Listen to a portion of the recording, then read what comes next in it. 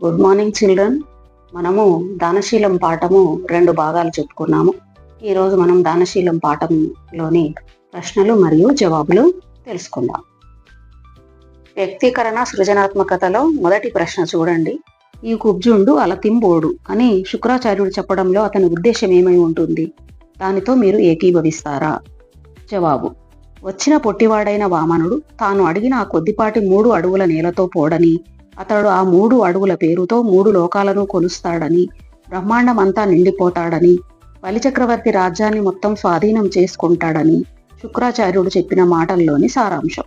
అందుకే శుక్రుడు బలిచక్రవర్తిని తన వంశాన్ని, రాజ్యాన్ని, పరాక్రమాన్ని నిలుపుకోమని ఉపదేశించాడు. రాక్షస వంశగురువైన శుక్రుడు రాక్షసరాజు బలిని కాపాడాలని భావించాడు. అందువల్ల నేను శుక్రుని మాటలతో ఏకీభవిస్తాను. రెండవ ప్రశ్న చూడండి. హాలికునికి కావలసిన వసతి సౌకర్యాలు ఏ విధంగా ఉంటే అతడు తృప్తి చెందుతాడు? జవాబు: హాలికుడు అంటే రైతు మంచి పంటలు పండించాలంటే అతనికి మంచి పొలం, దానిలో చల్లడానికి మంచి విత్తనాలు, ఆ పొలంలోకి చక్కగా నీరు లభించే పంట కాలువలు అన్నీ ఒకే చోట లభిస్తే హాలికుడు తృప్తి చెందుతాడు. మంచి పొలం, మంచి విత్తనాలు, నీటి వసతి, ఎరువులు, మురుగునీరు దిగే సదుపాయం, పొలంలో పనిచేసేందుకు చౌకగా కూలీలు దొరికితే రైతు తృప్తి చెందుతాడు. పండిన పంటను అమ్ముకునేందుకు మార్కెట్ సదుపాయం కూడా ఉంటే అతడు మరింత బాగా తృప్తి పడతాడు. మూడవ ప్రశ్న. సిరి మూటగట్టుకొని పోవంజాలిరే అనడంలో బలిచక్రవర్తి ఆంతర్యం ఏమై ఉంటుంది? జవాబు: పూర్వం ఎందరో రాజులు ఉన్నారు. వారికి రాజ్యాలు ఉన్నాయి. వారు ధన ధాన్య సంపదలు కూడబెట్టారు. వారు మరణించినప్పుడు వారు పరలోకానికి వెళ్తూ తాము సంపాదించిన ధనాన్ని మూటలు కట్టుకొని తమ వెంట వారు తీసుకెళ్లలేదు. ఎవరూ తాము సంపాదించిన సిరి సంపదలను చనిపోతూ కూడా తీసుకువెళ్ళలేరు. సంపదలు శాశ్వతం కావని, వారు సంపాదించిన కీర్తి ప్రతిష్టలే శాశ్వతంగా నిలుస్తాయని బలిచక్రవర్తి మాటల్లోని ఆంతర్యం. నాలుగవ ప్రశ్న. ఆడిన మాట తప్పకూడదు ఎందుకు? జవాబు: పూర్వం భూదేవి ఎటువంటి చెడ్డ పని చేసిన వాడినైనా భరిస్తాను, కానీ ఆడిన మాట తప్పిన వాడిని మాత్రం మోయలేను అని చెప్పిందట. అంతేకాదు, తాను అన్న మాటకు కట్టుబడి సత్యంతో బ్రతకడం అభిమానధనులైన వారికి ఉత్తమ మార్గం. ఎన్ని కష్టాలు వచ్చినా, పేదరికం సంభవించినా, ధన ప్రాణాలకు చేటు వచ్చినా, చివరికి మరణమే సంభవించినా అభిమానధనులు మాట తప్పలేరు.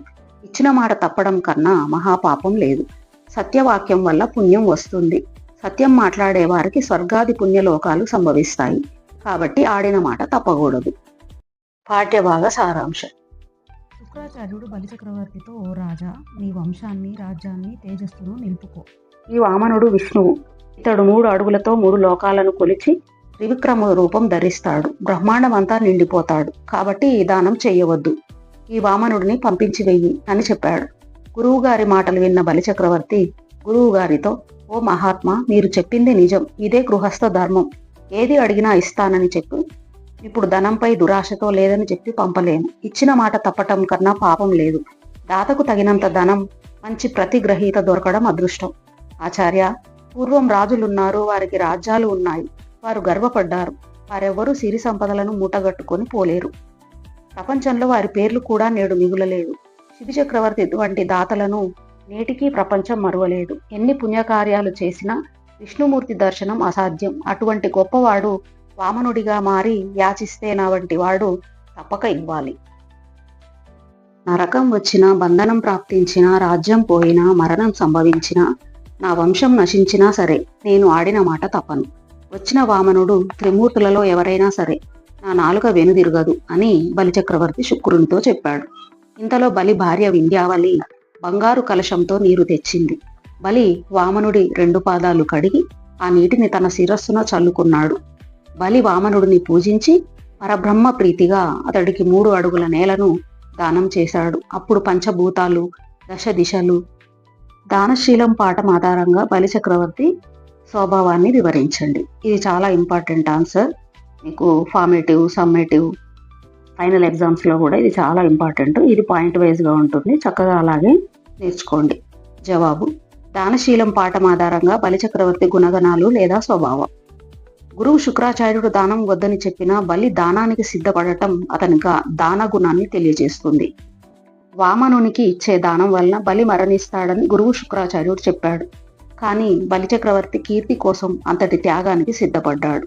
కనుక బలిచక్రవర్తి ఏ త్యాగానికైనా వెనుకాడని గుణము కలవాడని మనకు తెలుస్తుంది. గురువు చెప్పినా వినకుండా, ఆడిన మాట తప్పకుండా బలిచక్రవర్తి దానం చేశాడు. అందువల్ల బలిచక్రవర్తి ఆడిన మాట తప్పని గుణం కలవాడని చెప్పవచ్చు. గత కాలంలోని శిబి చక్రవర్తి వంటి దాతలను గమనించి ఆనాటి త్యాగధనులను ఆదర్శంగా ఎంచుకునే గుణం కలవాడు. దానం ఆశించేవారు రాక్షస విరోధి అయిన విష్ణుమూర్తి అయినా దానం చేయడానికి వెనుకాడకపోవడం బలిచక్రవర్తిలోని దానగుణాన్ని తెలియజేస్తుంది. గురువు ఎంత వారించినా కీర్తికాంక్ష, దానగుణం, ఆడిన మాట తప్పకపోవడం వంటి ఉత్తమ గుణాలను విడవకుండడం బలిచక్రవర్తిలోని ఉత్తమ లక్షణం. పదజాలంలో సొంత వాక్యాలు చూద్దాం. పలికి లేదనుట. మా వంశ చరిత్రలో పలికి లేదనడం ఎప్పుడూ లేదు. అంటే ఒకసారి మాట చెప్పి మళ్ళీ దాన్ని కాదు అనడం ఎప్పుడూ లేదు అని. రెండవది చూడండి, కురుచవటం. కురుచవడం అంటే పొట్టిగా అవడం. దర్జీ కుట్టిన చొక్కా మా పిల్లవాడికి కొద్దిగా కురుచయ్యింది. మూడవది చూడండి, చేతులొగ్గు. ఎవరి దగ్గర చేతులొగ్గి యాచించడం మంచి పని కాదు అనేవి సొంత వాక్యాలు. వ్యుత్పత్తి అర్థాలు. 2 పదాలు ఉన్నాయి. ఆ 2 పదాలకు ఆ పదం ఎక్కడి నుండి పుట్టింది అని. వ్యుత్పత్తి. నీరజపవుడు, నీటి నుండి పుట్టిన తామర పద్మం నుండి పుట్టినవాడు బ్రహ్మ. రెండవది త్రివిక్రముడు, 3 అడుగులచే 3 లోకాలను కప్పినవాడు విష్ణుమూర్తి. పర్యాయ పదాలు అంటే అదే అర్థం వచ్చే పదాలు. కింది వాక్యాలలో గీతలు గీసిన పదానికి సరిపోయే అర్థాన్నిచ్చే మరిన్ని పదాలు రాయండి. జలములతో నిండిన చెరువులు మిక్కిలి హాయిని, ఆనందాన్ని కలిగిస్తాయి. జలము అనే పదానికి అండర్లైన్ చేసింది. జలము అంటే నీరు, ఉదకము, వారి, సలిలము, తోయము, అంబు. తర్వాత రెండవది జీవోత్సవం కావడం కన్నా యశః కాయుడు కావడం మిన్న. యశః అంటే కీర్తి, యశస్సు, ఖ్యాతి, పేరు, విఖ్యాతి. ఇచ్చిన పదాలకు ప్రకృతి పదాలకు వికృతి రాయాలి, వికృతి పదాలకు ప్రకృతి రాయాలి.